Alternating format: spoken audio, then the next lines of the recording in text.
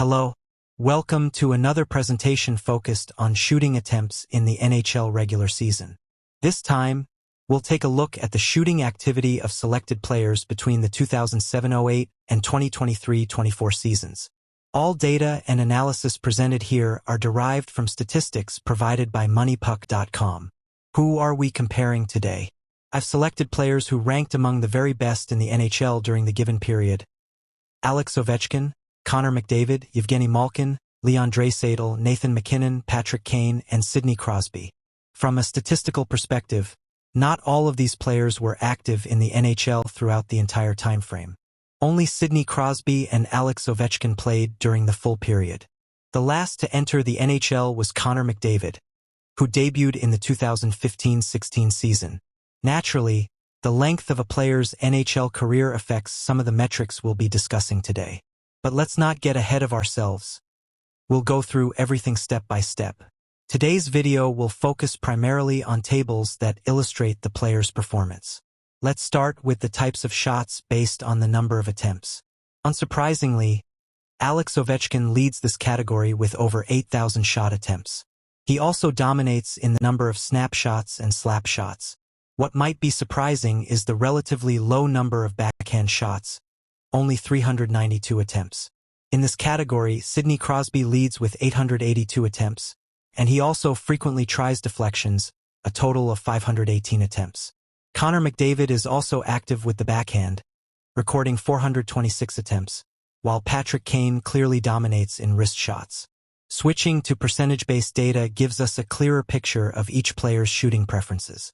Patrick Kane uses wrist shots for more than 60% of his attempts.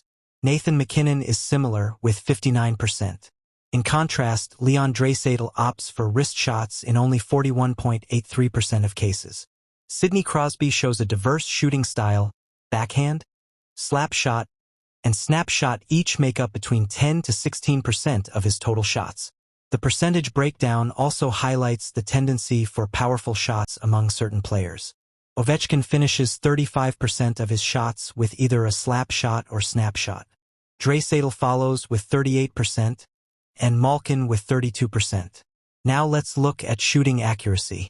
When we examine how many shots actually hit the net, the most accurate shooters are Patrick Kane and Connor McDavid, who hit the target in over 76% of their attempts. On the other end, Alex Ovechkin hits the net in 69% of his shots, which is likely due to his frequent use of slap shots and snap shots. If you're unsure what each shot type means, here are the definitions. Backhand shot taken using the back of the blade of the stick. Usually less accurate, but can be unexpected for the goalie. DEFL, deflection.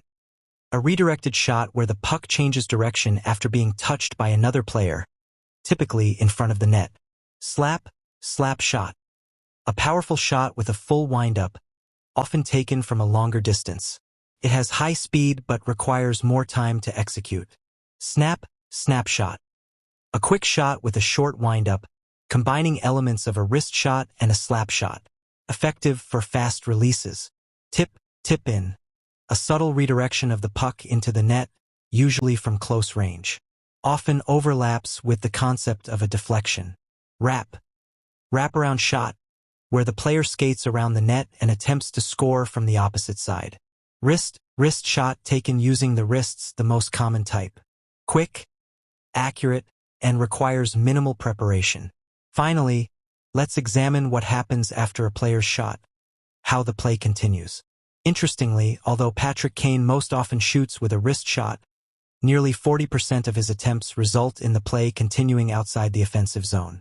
Leon Draisaitl shows a similar trend, with 40.05% of his shots leading to a loss of zone pressure. The lowest risk of losing the offensive zone after a shot is seen with Evgeni Malkin, 36.68%, and Connor McDavid, 37%. It's also notable that shots by Patrick Kane and Nathan MacKinnon generate the fewest rebound opportunities for teammates. Ovechkin's rate of 5.52% is not surprising given his frequent use of slap shots.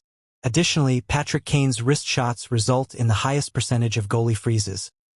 18.33% of his shots are caught and lead to a stoppage in play. On the other hand, goalies are least successful against Leon Draisaitl, freezing the puck in only 12.59% of cases.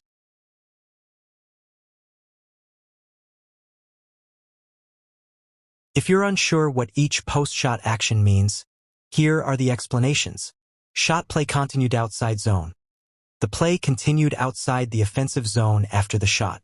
The puck left the attacking zone and the team lost pressure. Shot play continued. The play continued in the offensive zone after the shot. The attacking team maintained puck possession and pressure after the shot. Shot goalie froze. The goalie froze the puck after the shot. The goaltender stopped play by covering the puck, leading to a face-off. Shot play stopped. The play stopped after the shot for another reason. The game was interrupted due to a different event, such as an offside, penalty, or goal. Shot generated rebound. The shot generated a rebound. The puck bounced off the goalie or post, creating a second scoring opportunity. Thank you for watching this video. We look forward to your comments below and to sharing more interesting insights with you in future presentations.